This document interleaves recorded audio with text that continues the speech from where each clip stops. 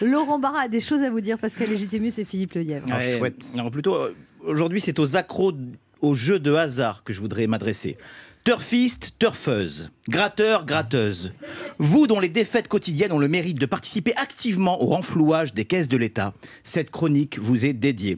À toi, joueur de loto, qui depuis 30 ans joue chaque jour une date importante de ta vie, qu'elle soit de naissance, de dépucelage, de mariage, d'extraction de première dent de sagesse, espérant secrètement jouer un jour celle de ton divorce. Car comme le dit votre devise, il vaut mieux être heureux au jeu que malheureux en amour. Et à toi, parieur fou, qui cherche chaque matin dans la pénombre d'un PMU de quartier l'ordre d'arrivée d'une course de chevaux aux surnoms très étranges tels que Love Baby Love ou Crottin d'amour, chevaux portant sur le dos, en plus d'un jockey de 36 kilos, la lourde responsabilité de t'aider à payer tes crédits à la conso. À vous, amis gratteurs compulsifs, qui comme ma grand-mère êtes accros aux millionnaires, astro, bingo ou autre cash. Ma grand-mère qui a passé les 15 années de sa vie à gratter frénétiquement ses morpions en faisant bien attention à ne surtout pas gratter la mention anxiogène, nul si découvert.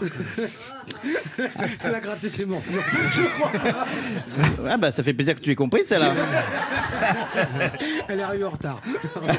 À vous à qui l'argent a trop souvent dit non, je conseille vivement d'aller voir Non à l'argent, cette pièce de théâtre au titre et à l'histoire sonnant presque comme un roman de science-fiction pour les chercheurs d'or que vous êtes. L'histoire de Richard interprété par Pascal Légitimus, bien loin pour le coup de ces personnages fétiches tels que Marie-Thérèse ou autre Momo. Béjour Pascal.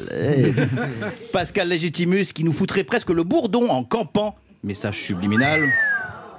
Richard, malheureux gagnant du loto, qui annonce à sa femme, sa mère et son meilleur ami, interprété brillamment par monsieur Philippe Lelièvre, qu'il refuse les 162 millions d'euros de gains offerts par la Française des Jeux pour ne pas gâcher soi-disant leur relation. 162 millions d'euros. À ce prix-là, t'as plus de mère. T'as plus de femme, t'as plus de meilleur ami.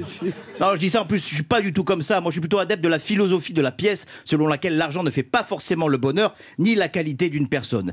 Et qu'à la différence de ce que veut bien nous faire croire la société de consommation et les tickets de grattage de ma grand-mère, nous ne sommes pas nuls, s'il y a découvert.